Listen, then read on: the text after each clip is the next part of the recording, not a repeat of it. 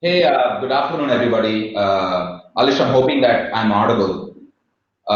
Yes, My name is JB. I come from a company called Next First Engineering. At Next First, we design and build custom developed warehouse automation systems. And today, I think I have two big challenges in making this presentation. One is, the great speakers that have gone before me in today's session, and the amazing panelists have said most of what I've wanted to say today. So I'm going to have to demonstrate agility, which is one of the themes of what we heard from people, and try to see how to make my presentation interesting to all of you. And also, it's very close to lunch hour, so I think that gives me two big challenges. So I'll try and make this as a short presentation. I have a small slide deck that's going to help me kind of meter the presentation. So I'm quickly going to share my screen. Alish, it will help me if you can tell me if everybody can see my screen.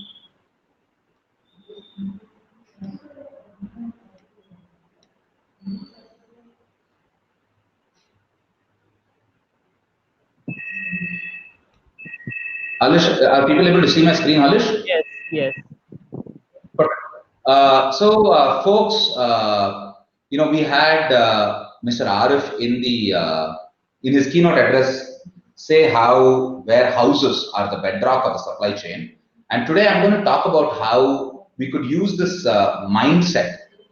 It's more a mindset than a methodology of what we call appropriate automation that can help all of us deal with the emerging normal. I think one of the other things I'm taking away from the presentation today is it's not a new normal. It's going to be highly dynamic. It's going to keep changing. So how can we use this concept called appropriate automation to deal with the emerging normal? Pardon the activate Windows sign at the bottom right. My Mac crashed on me. What a great day for that to happen. And I had to borrow my daughter's new laptop. So please deal with that thing at the bottom. We carry the burden of constantly comparing ourselves to the West. So I'm going to begin my presentation by showing how warehousing in India compares with the rest of the world. I think from on every parameter we are different. All right. I mean, our warehouses, like Raju said, have more width than depth. So we have a highly dynamic situation in the number of SKUs we carry. We have a lot of gap to bridge in terms of warehouse performance itself.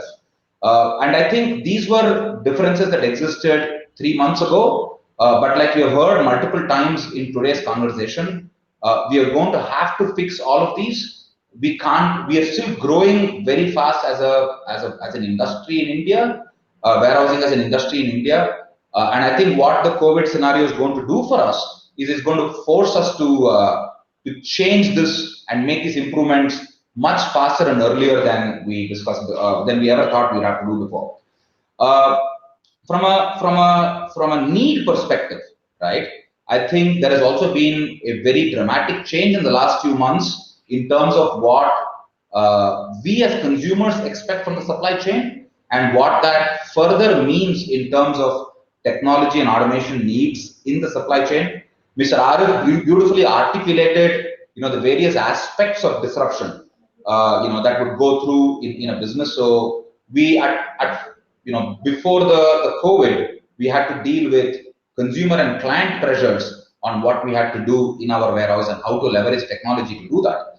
And today we have other factors that we have to consider, while we deal with the disruption aspects. We had Mr. Raju talk about how when we get a small window of opportunity to operate a warehouse, we will have to figure out how to enhance the capacity utilization. So I think there is a very drastic cliff event that has happened in the last 3 months in terms of redefining what expectations from warehousing and thereby the technology needs in a warehouse can be.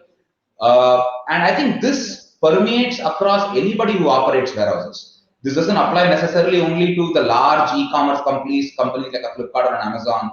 It doesn't necessarily apply only to people who are producing at high levels. I think it applies equally to anybody for whom supply chain operations are an integral portion of their business, which is everybody. And I think the three key segments that emerge would be people who retail, people who who take products out to consumers, people who produce those products, which are the manufacturers, and people who who run the logistics framework to get this entire industry going. So I think automation applies equally to all of these people. And within a warehouse, I think there is a range of processes that can get automated. I mean, I have a hyper simplified block diagram representation of what happens in a warehouse. I mean, a typical warehouse receives goods, sends out goods, and between receiving and sending goods out, you may be changing the form in which you manage the goods. You could be receiving pallets, rerouting pallets. You could be depalletizing and handling cases and shipping cases. You could be breaking the cases down into eaches or items or units and processing them. No matter where you are and what your operations are, I think there is a wealth of opportunity to leverage technologies. I mean, today all you have to do is go to YouTube and say warehouse automation, and then let YouTube figure out how you're going to consume technologies out there. But I think there is a range of technologies that you have, right from the way you store the items in tracking systems, to the way you pick the items, to the way you move the items using conveyors or AGVs and AMRs, to the way you sort items. I think what's important is to understand that automation is something that can help you manage and improve your operations across the entire warehouse or inside unique aspects of your warehouse. And I think that's important for us to realize. And I'm going to showcase two case studies that we have been fortunate to be a part of and see how some of these technologies could be used. The first one is, we had a large e-commerce client who wanted to bring in the benefits of automation to the way they consolidated orders in what they call the multi orders, where there are orders that had more than one item. And the challenges that they had, and we heard this, time and again from multiple speakers and the panelists today. They wanted to take this product to market fast. They wanted to use smaller footprints. They wanted to ensure that the design of the system was modular. So if they wanted to change some aspect of the operating in the future, they could do it and not have to change some of their investment dramatically. And there was a wide variety of items. And I haven't spoken to anybody in the panel or the previous speakers. And what I want you guys to notice is how all of us in the industry are facing the same challenges. We just had Rajul end his speech about how variety is going to be one of the key challenges to deal with. And we helped them develop a system that leveraged key technologies across racking systems, sortation systems, picking automation, and help them get 28% better operator utilization. So they could get each of their operators to produce more. We achieved all of this by freeing up 60% of space that they were doing.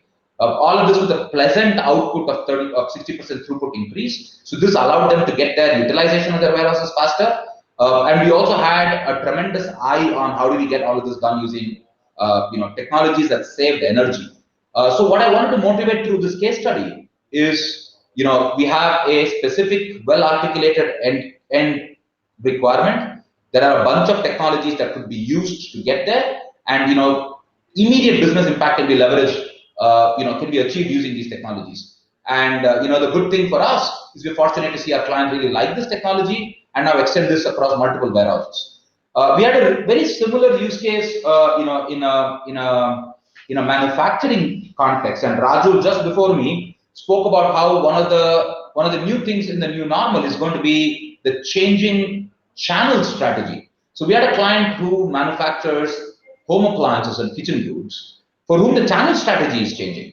All right, they're going from the traditional dealer distributor model to a very high contribution from e-commerce. So what that did to them is their production schedules went completely dynamic. I mean, previously they would go with a Monday, Tuesday, Wednesday, Thursday, Friday production schedules, and now they go from shift hour 1, shift hour 2, shift hour 3 production schedules. So they had high production volumes, an extremely dynamic production schedule, and a very large variety of products. And they wanted to be able to figure out a way of effectively supplying the parts that would go into their assembly line so that they could be just in time. So they wouldn't spend an inordinate amount of warehousing space by just increasing how much inventory they're holding. We again went back, cherry-picked a couple of very unique warehouse automation technologies, put together a custom solution for them. We have some proprietary technology around XYZ movement-based shuttle systems that allow us to leverage a lot of space and speed. So we put that at the center of the system and then had a bunch of other warehouse automation technologies that wrapped around it that let them save space, increase their throughput, and all of this with a pleasant benefit of reducing, operators who were just mandated to bring items to the assembly lines and were causing a lot of uncertainty driven by that. So these are two case studies that I wanted to use to basically showcase to you all today who are on the webinar that all of us have similar challenges but unique situations, and this combination of similar challenges and unique situations necessitates us to think about how we can come up with solutions that are uniquely tailored to our needs.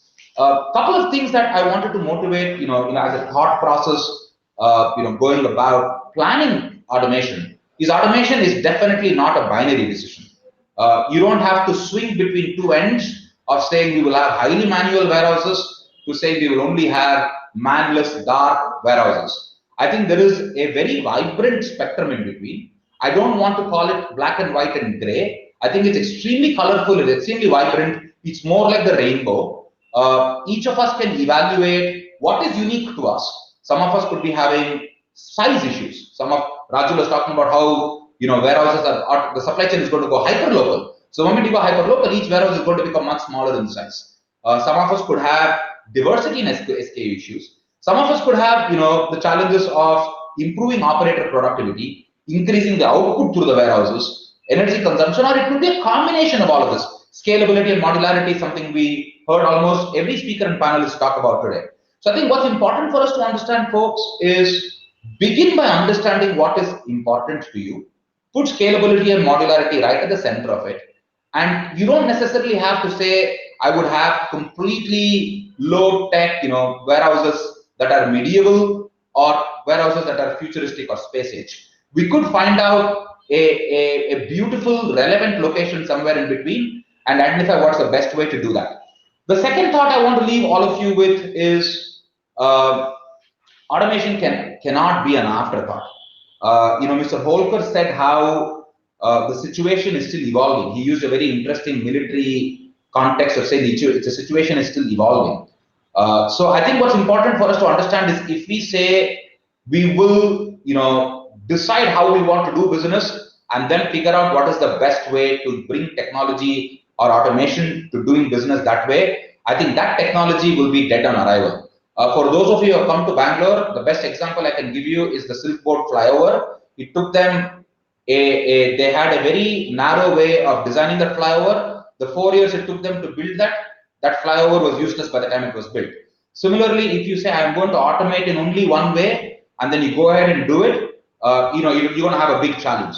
And what's important to understand is, again, going back to the context situation, while all of us understand the need for smart warehouses, what smartness means to each one of us could be different. So please look at how you would very strongly interweave technology and automation into the way you're planning your business and your future, and not necessarily make it an afterthought. And I think the third important message that I want to give all of you is automation cannot be done in an ad hoc manner.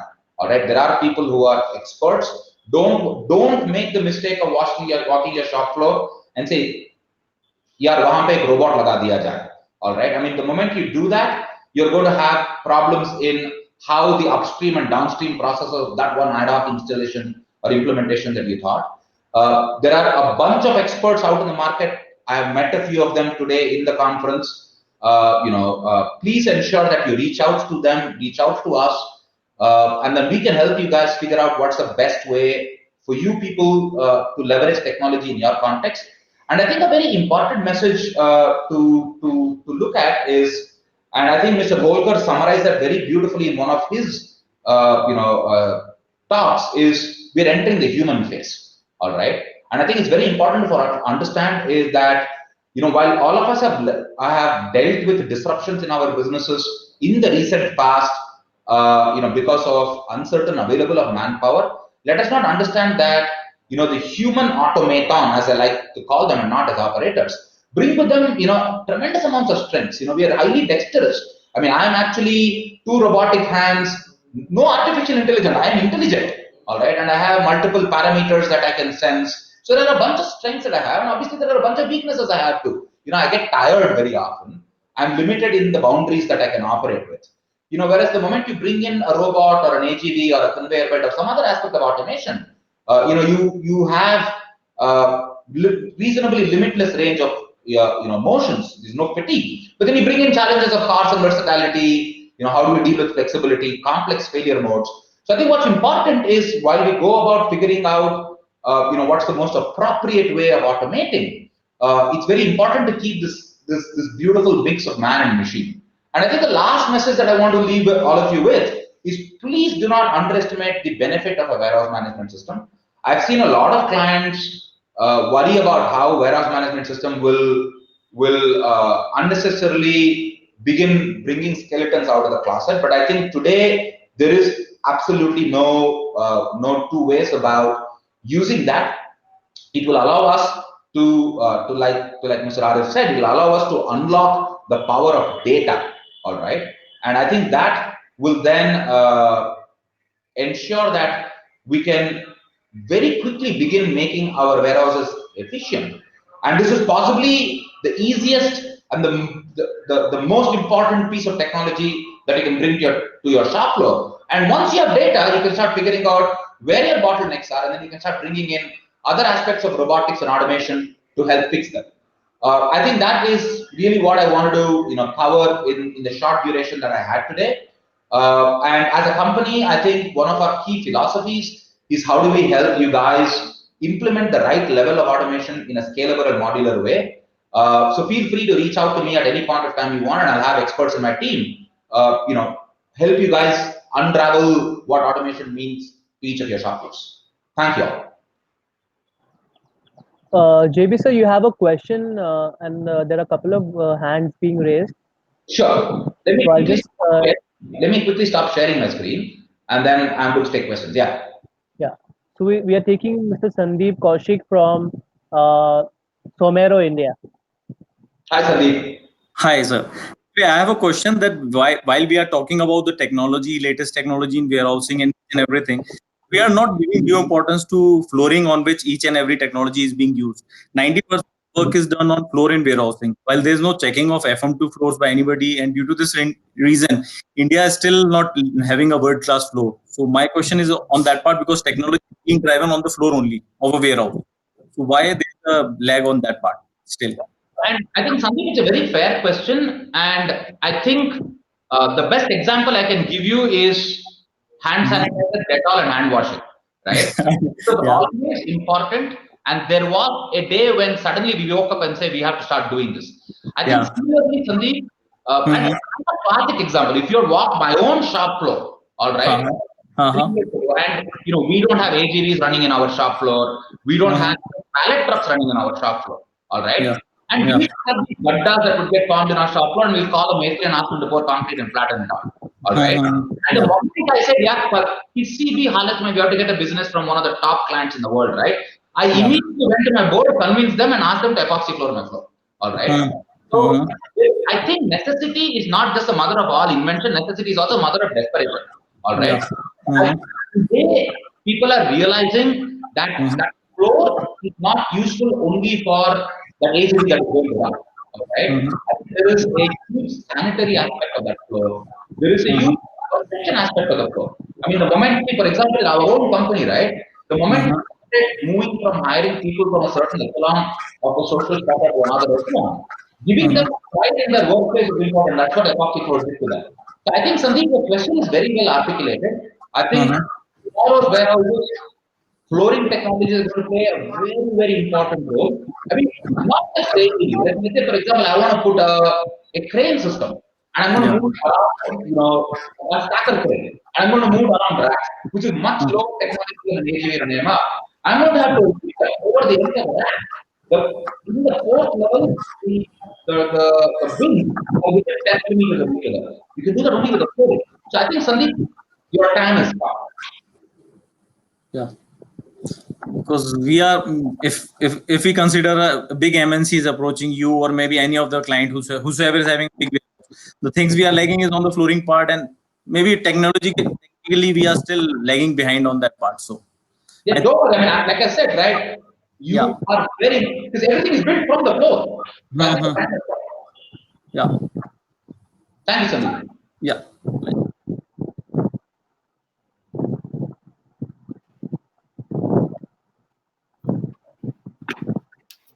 Yeah, hi. Alish, I probably would need your help also in this. My question was is ties together what JB spoke about and what Rajul spoke about. So Rajul spoke about how manufacturing companies are seeing a much larger skew from e-commerce in terms of orders, and there's also in terms of warehouses there is a focus towards risk mitigation by reducing size of warehouses and moving towards more decentralized warehouses. And JB spoke about how automation in a manufacturing context can kind of solve some of these issues. So I wanted to know there are a lot of representation from manufacturing companies in the attendees.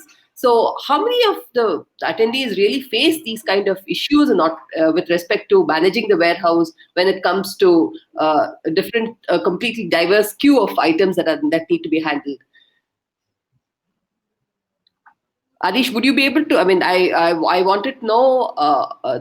Yeah, I think a very fair question. I just opened up a vote, so yeah, we can have people say yes to what the problem is. And I think it's Yes. a very fair question. And I think, in my opinion, data and data analytics is going to play a very important role in that. Because if you look right, I mean, I think there are three corners of the same triangle. On one side, there is a pressure to store more to deal with uncertainty. On the other side, there is a pressure to be more distributed.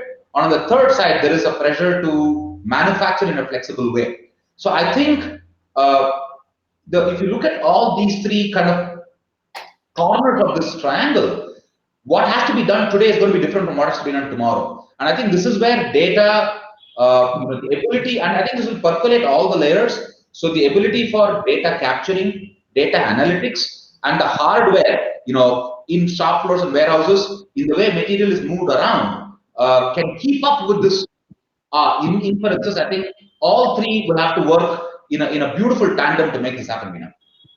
sure. And Any other questions, folks?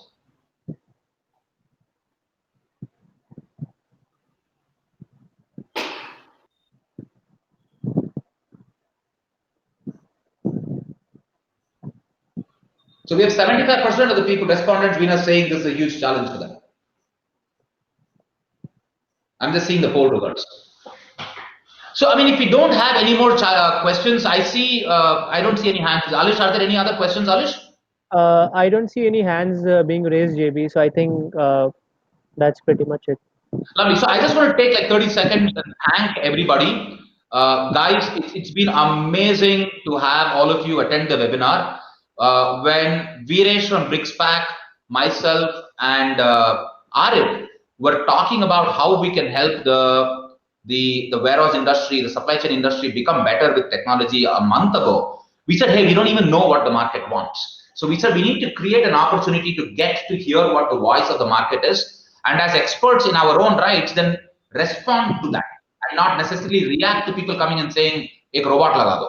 So I think with that intent, we organized this conference today. And I think it's been mind blowing, seeing you guys participate, raising hands and asking questions well into our lunch hour. I really, really thank the panel for taking time out and having an extremely engaging conversation. Arif sir, I can't thank you enough for being the heart, the brain, and the soul behind this conference. Really, really appreciate that. Alish and Marcus, you guys have been the face of Quantic to us. It's been an amazing platform. You guys have done a great job coordinating across multiple people's calendars and getting this done. So I think good job to everybody. Thank you guys. Thank you so much, Mr. JB, for summing it up. In fact, it was quite a pleasure to hear all those industry veterans talk about how they are facing the challenges and how they are coming up with it. and probably some insights on technology parts as well from you and Mr. Jain as well. So thank you so much for your insightful session. I hope the audience learned and found it interesting from the perspective of facing the challenges in a effective way. So here we call it off for the session, and we'll probably yes, please. I forgot to thank Rajul as a speaker. I thanked the panelists, but not Rajul. Thanks a lot, Rajul. I know at short notice I reached out to you last week. Amazing job. It's always great listening to you talk. All right. So we'll quickly jump on to the lounge, and we'll have some networking sessions for the next 5 to 10 minutes, and then we'll call it a day. All right. Thank you so much. How do I get to the lounge? I'll end the session now. Cool. Thank you.